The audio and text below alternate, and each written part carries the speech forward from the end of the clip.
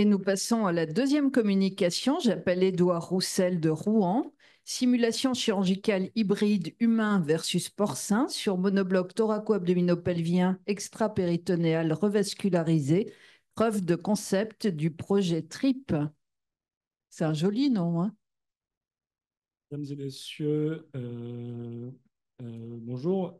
C'est un immense honneur pour moi que d'être dans cette académie pour vous présenter mon projet de thèse d'université, projet de recherche en pédagogie qui porte sur la création d'un modèle de simulation chirurgicale hybride humain-porcin, monobloc thoraco-abdominopelvien extra-péritonéal revascularisé.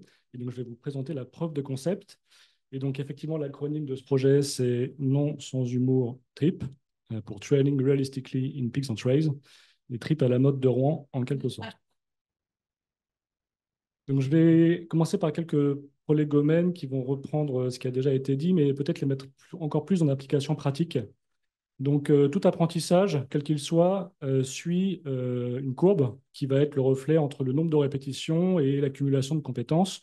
Et donc, idéalement, cette courbe devait être bien régulière et linéaire comme ceci. Or, dans notre pratique, on a, je pense, tous observé une courbe qui ressemble plutôt à savoir une variabilité et le nombre de répétitions n'est pas forcément synonyme de compétence pour diverses raisons, l'effet Dunning-Kruger, l'existence de variations anatomiques ou d'autres facteurs. Et donc, un des problèmes, c'est que, eh bien, en 2024, et ça a été souligné ce matin, l'apprentissage de la chirurgie se fait majoritairement encore selon le modèle de Hallstedt, au bloc opératoire par compagnonnage, et la simulation occupe encore une place faible. Et donc, l'idéal, pour des raisons de sécurité sanitaire et également des raisons de bien-être au travail du chirurgien, serait de transporter cette courbe d'apprentissage du patient dans un simulateur, alors toujours sous la forme de compagnonnage, comme ce qu'on peut observer dans l'aviation. Alors, pour pouvoir répondre à cet objectif de transporter la courbe d'apprentissage dans un simulateur, eh bien, il nous faut des simulateurs. Et donc, qu'est-ce qu'on a à notre disposition aujourd'hui pour réaliser cet objectif? Eh bien, on a des simulateurs basse fidélité, grosso modo une boîte à chaussures ou des simulateurs virtuels pour la chirurgie mini-invasive, qui, moyennant un coût initial, vont permettre de faire de nombreuses répétitions afin d'acquérir la courbe d'apprentissage. Mais ça, c'est plutôt efficace en début de formation. Et très vite, lorsque l'on va progresser, on va avoir besoin de simulateurs plus fidèles, qui se rapprochent plus de la réalité. Et donc, aujourd'hui, on a deux modèles principaux abouti. On a SimLife, donc qui est un modèle cadavérique humain revascularisé, et puis le modèle porcin anesthésié et que l'on va opérer. Et donc le problème de ces deux modèles, c'est qu'ils sont extrêmement coûteux, d'une part, et d'autre part, posent des problèmes éthiques liés à l'expérimentation animale, à la disponibilité et au monnayage des dons du corps à la science.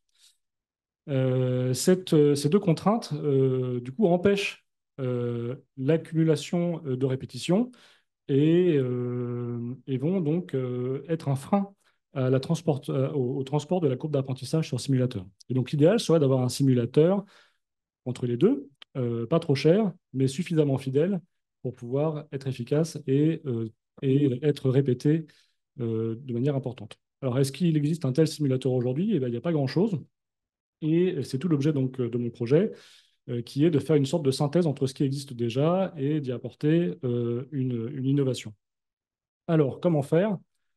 Eh bien, il y a une source très importante de viscères en ce moment, c'est donc les viscères issus de la filière agroalimentaire, puisqu'il y a des millions de porcs qui sont utilisés à des fins alimentaires tous les ans et pour lesquels les viscères sont assez peu valorisés. Et donc, l'idéal, donc cette source de viscères pourrait être utilisée. Alors, pour le projet, donc, très vite, on a voulu être assez ambitieux pour avoir un cahier des charges extrêmement large pour pouvoir répondre à plusieurs problématiques. Donc, déjà, il fallait que ce soit du tissu organique. Il faut que les tissus ils soient revascularisés pour que ce soit réaliste. Il faut surtout qu'on puisse réussir à reproduire les contraintes liées à l'exposition, hein, qui sont un élément très important dans notre travail. Hein. On sait pas, on peut savoir opérer, mais on peut ne pas savoir s'exposer. Et donc, cette exposition, elle est importante à pouvoir simuler également. Il faut que ça puisse s'adresser à de la chirurgie ouverte ou à l'abord mini-invasif. Il faut que les deux soient possibles. Il faut que la méthode soit reproductible. Et il faut qu'une partie du dispositif soit réutilisable. Ce qui est très important, il faut que ce soit low cost, sinon ça ne va pas fonctionner. Il faut également que ce soit éthique. Et puis surtout, il faut également que ce soit multispécialité dans toutes les chirurgies du thoraco-abdominopelvienne. Et donc, ça va profiter aux chirurgiens cardiaques, aux chirurgiens thoraciques, aux chirurgiens urologiques, aux chirurgiens viscéraux, aux gynécologues, aux chirurgiens vasculaires, probablement également aux endoscopistes pulmonaires et gastro-entérologues. Ce projet doit également tenir compte des contraintes logistiques et donc il faut qu'il soit simple à mettre en place. Et puis il faut que le modèle puisse être adaptable et pouvoir convenir à différents types de scénarios. Donc dans les étapes dans le process de développement, donc là on en est à la preuve de concept qui est, je vais vous la présenter, mais qui semble validée. Et ensuite, vont devoir avoir lieu des étapes de validation interne et externe. Donc là, je vais vous présenter quelques éléments, quelques prémices de validation. Et puis enfin, si tout cela est validé, eh bien, pourquoi pas intégrer ce modèle dans le curriculum de formation des internes et pourquoi pas comme outil d'ossimologique. Donc, comment faire? Donc, tout le problème est donc d'intervenir dans un abattoir. Et donc, le concept, c'est un prélèvement multi-organes Maastricht 3 sur une chaîne. Donc pourquoi Maastricht 3? Parce que quand un porc est abattu, donc il y a une étape donc, où il est assommé, ensuite il va être saigné, et puis ensuite il y a 30 minutes incompressibles où la carcasse va être techniquée pour être décontaminée, etc., de manière ensuite à être éviscérée. Donc ces 30 minutes incompressibles vont correspondre à de l'ischémie chaude, et l'étape d'éviscération, quand elle est réalisée par un boucher, ça dure à peu près 5 secondes. Donc, 5 secondes, tous les viscères sont arrachés. Et ensuite, tombent sur une table. Et donc, ça va être très difficile de les réutiliser, de les révasculariser en l'état.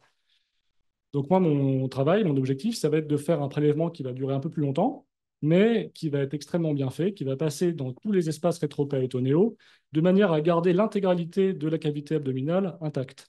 De la même manière pour le thorax, le pelvis, et voilà. Donc au début, j'étais strictement extra-péritonéal et là, je suis en négociation avec les équipes d'abattoirs pour récupérer un petit peu de bacon, de manière à pouvoir faire des simulations d'abord de l'abdomen, mais je vous montre ça tout à l'heure. Donc une fois que ce prélèvement est fait, il y a toute une étape sur place qui va viser à favoriser la conservation et la conservation.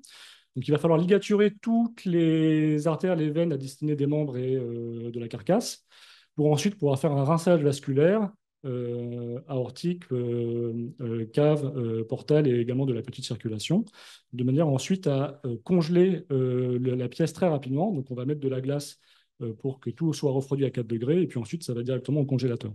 Le jour où on a besoin de faire notre simulation, eh bien, on va décongeler ce prélèvement et on va le mettre dans un mannequin qui va être spécialement designé pour le recevoir. Tout ça va être réchauffé, remis en circulation par les canules qui avaient été laissées en place. Et puis ensuite, on va pouvoir faire les scénarios envisagés. Donc voilà à quoi ça ressemble. Donc donc là, c'est à l'abattoir, dans la pièce qui s'appelle l'échauguette, enfin, c'est la triperie. Donc c'est un endroit pas très ragoûtant, mais qui est très pratique parce qu'on peut tout salir sans aucun problème. Et donc ici, on a en monobloc vue postérieure les poumons avec la face postérieure de l'aorte avec des clans qui ont été mis en place pardon, pour faire l'étanchéité. Ici, on a la hampe, donc le diaphragme, pardon encore, les deux reins et les vaisseaux lombaires. Et ici, on a une canule dans les veines et dans l'artère iliaque. Ensuite, il y a quelques étapes également de préparation du tube parce que le côlon nécrose très rapidement. Donc là, c'est pour vous illustrer à quoi ça ressemble une fois extirpé. Donc ça, c'est 30 minutes après l'abattage. Puis là, je vous montre à un boucher comment faire un surjet. Donc il était extrêmement intéressé. Voilà, donc ensuite, notre pièce est congelée. Et donc, il y a toute l'étape de fabrication du fantôme, du mannequin. Donc là, on a utilisé des imageries humaines avec un scanner, avec des reconstructions 3D qui permettent de finalement faire une carcasse humaine qui va reproduire les formes et les contraintes liées pour l'exposition et pour le placement des viscères. Donc ici, on a le relief du psoas, le rachis, les fosses lombaires, le petit bassin, etc. Donc tout ça a été imprimé en 3D. Ensuite, on place notre bloc de viscères dedans. Donc là, ici, le diaphragme est refixé et resolidarisé au relief costal. Et puis, on met de la fausse peau, on refixe le cœur sur un faux sternum, on met la cage thoracique dessus, on reventile les poumons et on refait circuler avec une pompe d'aquarium toute bête qui permet de faire un flux pulsatile. Donc, c'est une pompe qui fait on-off, on-off. Et ça permet de remimer la pression diastolique et systolique artérielle.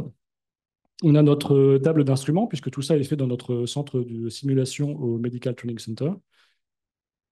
Et puis on met des champs, et puis bon, voilà, c'est parti. On va pouvoir opérer dans des conditions hautement fidèles pour pas trop cher. Donc, quelques résultats pour vous donner un ordre d'idée de combien ça prend de temps de faire tout ça. Donc, le prélèvement sur la dizaine de prélèvements que j'ai mesurés, parce que j'en ai fait un peu plus, ça dure à peu près un quart d'heure. Temps de rinçage, de technicage, à peu près un quart d'heure. Et donc, on a finalement en une heure d'ischémie chaude avant que l'ensemble du tractus soit congelé. Pour le temps de préparation, pré-simulation, je ne l'ai pas évalué, mais c'est environ un quart d'heure également. Et donc voilà à quoi ça ressemble. Donc les séances de simulation, c'était donc un poste laparotomie, un poste celluloscopie. Et donc là, on voit que c'est bien revascularisé avec le grêle qui est bien rose. Alors les côlons un peu moins, mais on voit que le faux sang arrive quand même dans les vaisseaux.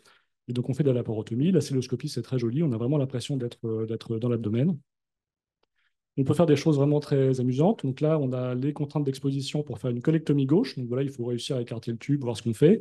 Et puis voilà, on va mettre l'enclume de la PCEA. Puis comme j'ai l'anus également en monobloc, eh bien, on va pouvoir vraiment faire l'ensemble de la procédure de A à Z. Et donc là, on voit l'anastomose qui est faite avec toutes les contraintes où il faut opérer à une main, s'exposer avec l'autre, etc. Donc, pour vous donner un ordre d'idée de ce qu'on a pu faire en quelques séances, on peut faire énormément de choses. Donc, grosso modo, on peut faire toutes les anastomoses digestives. On peut faire plein de procédures thoraciques, cardiaques. On peut faire beaucoup de chirurgies d'exérèse, cholecystectomie, splénectomie, néphrectomie. On peut s'amuser à faire du damage control, faire des plaies vasculaires, des plaies ventriculaires. On peut faire de la cystoscopie. Et donc, voilà, on est en cours de partenariat avec ton confrère gastro-entérologue, pneumologue, pour vraiment élargir au maximum les possibilités d'explication du modèle. Et puis je me suis amusé, alors ça c'est des statistiques, donc ça c'est vraiment très préliminaire, mais la semaine dernière on a eu une séance de simulation avec SimLife, 4 postes de cadavres revascularisés, 16 internes de différentes spécialités qui étaient présents et qui ont répondu à un petit questionnaire que je leur avais donné à la fin pour évaluer la qualité du modèle cadavérique revascularisé et que j'ai comparé avec les différentes séances de simulation que j'avais réalisées l'année passée. Et donc, bon, la satisfaction globale, les internes étaient dans l'ensemble très très contents. Alors, je pense qu'ils m'ont fait plaisir parce que personne n'a répondu 4 sur la première question. Mais ce qui est très intéressant, c'est que l'inconfort lié à l'odeur eh ben, est très basse pour Trip. Un Trip, ça ne sent pas mauvais. Et ça sent beaucoup moins mauvais que SimLife. Et pourquoi? Parce qu'il n'y a pas d'ischémie chaude. SimLife, il y a 2, 3 jours, je sais pas, 4 jours d'inertie thermique avant que le corps soit intégralement congelé. Voilà, SimLife, ce Trip, il y a 1 heure.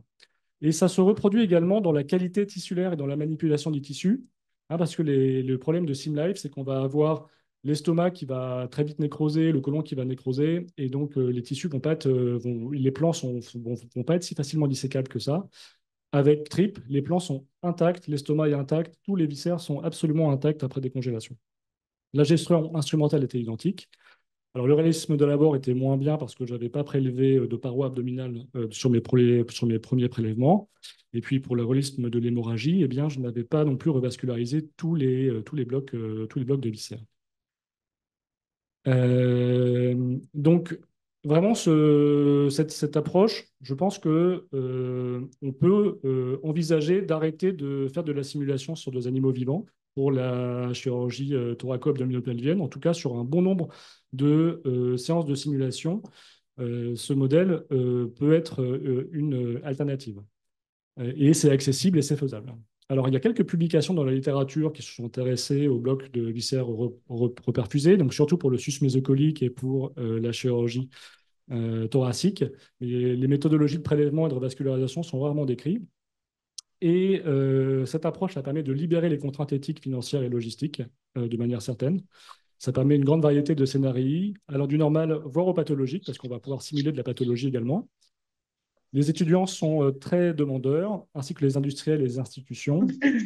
La principale limite, c'est que le prélèvement doit être standardisé, il doit être reproductible, faisable, surtout par un technicien qualifié en lien avec l'industrie, donc notamment un boucher, pour pas que ce soit des chirurgiens qui aillent le faire si jamais le projet vient à se développer.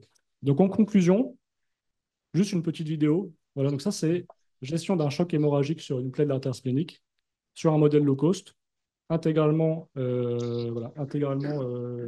simulé, toutes les contraintes de l'exposition et toute la gestuelle, ce qui vous donne vraiment une idée, je pense, de tout le potentiel de ce modèle. Je vous remercie.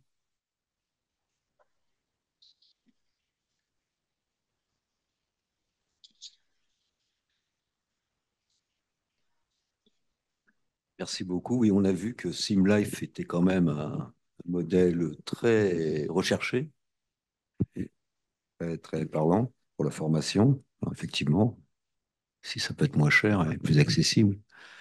Est-ce que vous avez des questions?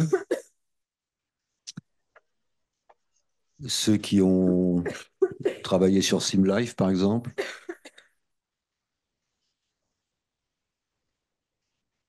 Moi, je trouve ça remarquable, hein. Je suis bluffée. Bravo. Du coup, j'ai une question. Là, c'est que des gestes en chirurgie ouverte qui ont été essayés. Non, en celluloscopie, t'as dit, pardon. Non, Et est-ce que robot, ça a été essayé aussi ou Robot, enfin, j'imagine que. on a un robot au Medical Training Center, donc on pourra essayer. Donc là, je ne l'ai pas fait parce que c'était des internes de début de formation. Et puis nous, on ne fait pas de robot beaucoup à Rouen. Donc bien sûr, oui, le robot, c'est tout à fait possible, bien sûr. Merci. En fait, ça vient directement en concurrence avec le gros animal sans les frais qui vont avec. Et c'est l'objectif. En concurrence, alors pas totalement, parce il y a des choses qu'on ne pourra pas simuler. Il y a comme, je sais pas, par exemple, les chirurgies de l'aorte par voie lombaire. Comme le plan, c'est le plan qui est disséqué, ça va peut-être être moins réaliste. Mais il y a quand même pas mal de simulations, de gestes qui pourront être remplacés. Et surtout, en concurrence, je ne sais pas quel est l'avenir au long terme de la simulation sur gros animal. Là, il y a des articles qui ont été publiés récemment dans WhatsApp Doc sur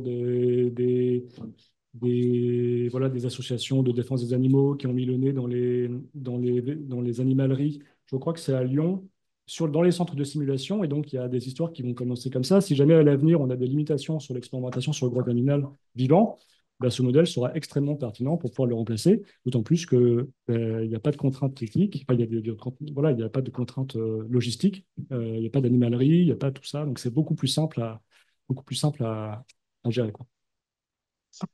C'est pas tant les associations que les préoccupations des directeurs des écoles qui sont très soucieux, effectivement, du bien-être animal et de la limitation aussi des études sur les animaux.